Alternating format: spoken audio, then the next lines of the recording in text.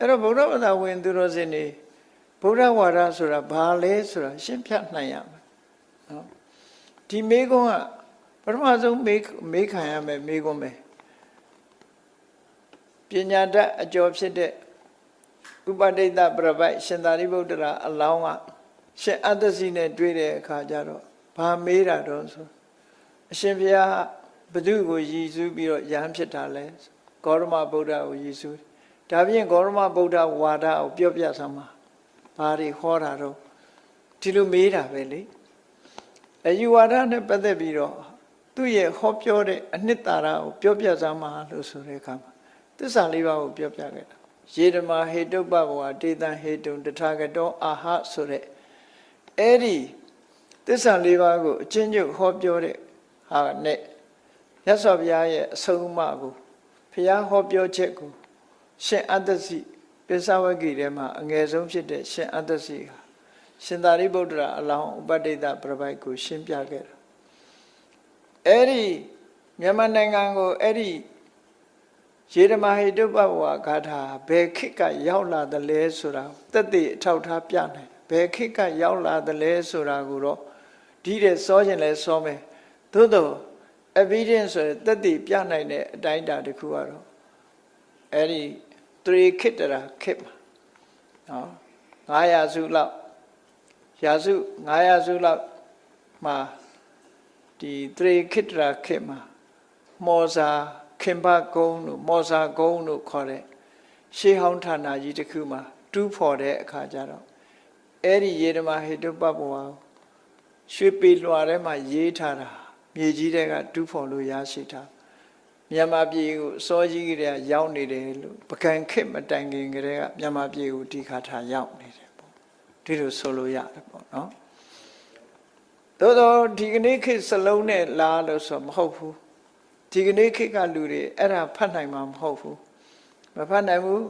သို့တော့ရှင်းအောင်သမိုင်းတွေကိုလေ့လာကြတဲ့ရှင်းအောင်အခရာတွေကိုလေ့လာတဲ့ပညာရှင်တွေကဖတ်ပြတဲ့အခါမှာတော့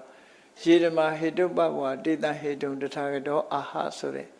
ဂါထာကိုရေးထားတာဖြစ်တယ်လို့မြန်မာပြည်မှာပထမဆုံးတွေ့ရတဲ့ evidence ပေါ့သက်သေတာရကယောဝတ္ထုတစ်ခုပဲ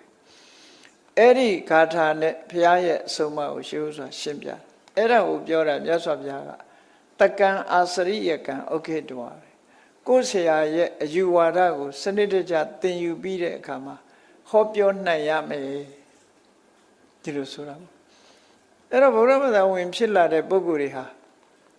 တရားဓမ္မနဲ့ပတ်သက်ပြီးတော့ကျွမ်းကျင်မှုရဲရဲမှုရှိကိုရှိရမယ်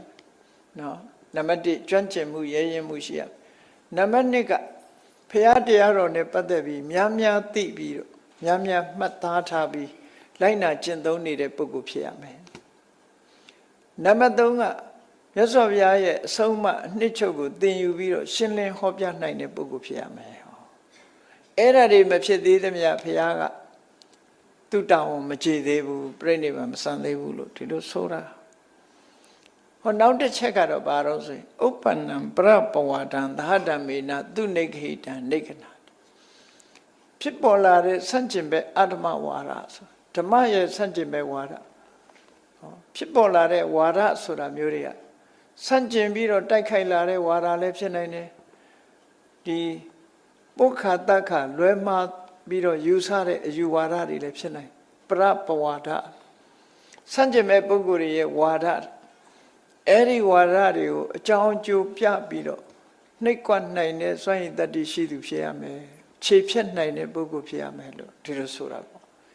ဒီ၄ချက်မြတ်စွာဘုရားရဲ့မျှော်မှန်းချက်ပဲတပည့်တွေနဲ့ပတ်သက်အဲ့တော့ဘုရားဘာသာဝင်ဖြစ်လာလို့ရှိရင်တရားဓမ္မနဲ့ပတ်သက်ပြီးတော့လေ့လာအောင်သင်ရမယ်ဘောဓုတရှိအောင်မှတ်သားပြီးတော့တရားဓမ္မကိုကျင့်ကြံကြိုးကိုအထောက်ရမယ်မြတ်စွာဘုရားရဲ့အဆုံးအမကိုမှတ်သားနာယူပြီးတော့ရှင်းလင်းပြောဆိုနိုင်တဲ့ပုဂ္ဂိုလ်မျိုးဖြစ်ရမယ်ဆန့်ကျင်ဘက်ဝါဒတွေပေါ်လာလို့ရှိရင်လည်းပဲနှိပ်ကွက်ပယ်ဖြတ်နိုင်တဲ့စွမ်းရည်တတ္တိရှိရမယ်အဲ့ဒါမရှိသေးသမျှငါဘုရားပြိဋိဘံမဆန်သေးဘူးလို့မဏ္ဍကြီးကိုအဲ့ဒီလိုမြတ်စွာဘုရားမိန့်ချခဲ့တာဖြစ်တယ်ပေါ့ဘုရားဖြစ်ပြီးတော့ပိစမတတ္တဟနော်ယတ္တ၅ပါးမြောက်မှာ